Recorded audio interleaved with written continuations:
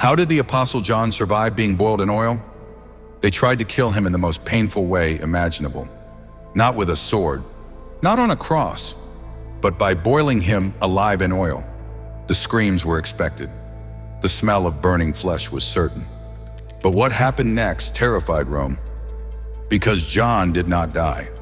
This is the true story of how the Apostle John survived one of the most brutal execution attempts in ancient history, and why God was not finished with him yet. Who was John before the miracle? John was not an ordinary disciple. He was one of the inner three: Peter, James, John, the youngest apostle, the one called the disciple whom Jesus loved. John leaned on Jesus' chest at the Last Supper. John stood at the cross when others fled. John was entrusted with Mary, the mother of Jesus. And because of that closeness, John became a target: Rome's hatred for Christians. By the end of the first century, Christianity was spreading rapidly. Rome hated it. Why? Christians refused emperor worship. They rejected Roman gods. They claimed Jesus was king. Under Emperor Domitian, persecution intensified. Domitian demanded to be called Lord and God. John refused. That refusal sealed his fate. The sentence: death by boiling oil. According to early church historians like Tertullian, John was arrested and brought to Rome. His execution was public, a warning. A massive cauldron was filled with scalding oil, likely olive oil heated far beyond boiling point. This method was designed to cause unbearable pain, melt skin, kill slowly. John was lowered into the oil. The crowd waited. The guards watched. Rome expected a corpse. The moment that shocked hell. But something went wrong. John did not scream. His skin did not blister. Instead of death, John stood up alive, unburned, unbroken, untouched. Ancient sources say he emerged as if refreshed, not injured. Rome had seen executions. They had never seen this. Why didn't John die? The answer goes back to something Jesus said decades earlier.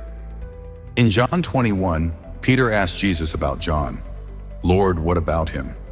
Jesus replies, "If I want him to remain until I come, what is that to you?" Many misunderstood this.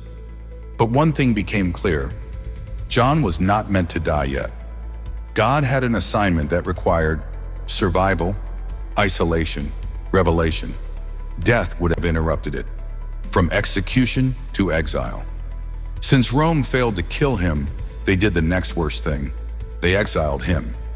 John was sent to the island of Patmos, a rocky prison island used for political enemies.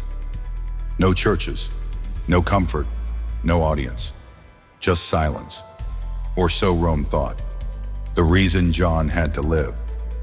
On Patmos, John received something no other human ever had: a vision of heaven's throne, the end of time, the return of Christ, the final judgment. John wrote the book of Revelation, the most terrifying, glorious, and prophetic book in Scripture.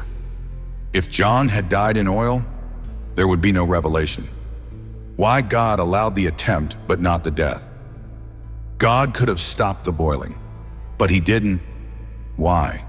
Because Rome needed to see God's power. The church needed courage. John needed confirmation. Sometimes God doesn't stop the fire. He proves the fire has no power. Did John ever die? Final reflection. Yes. John eventually died naturally, the only apostle not martyred violently. He outlived them all because he carried something no execution could destroy: God's final revelation to humanity. Closing message. John survived boiling oil because death had no permission. When God says, "Not yet," no fire, no empire, no execution can override it.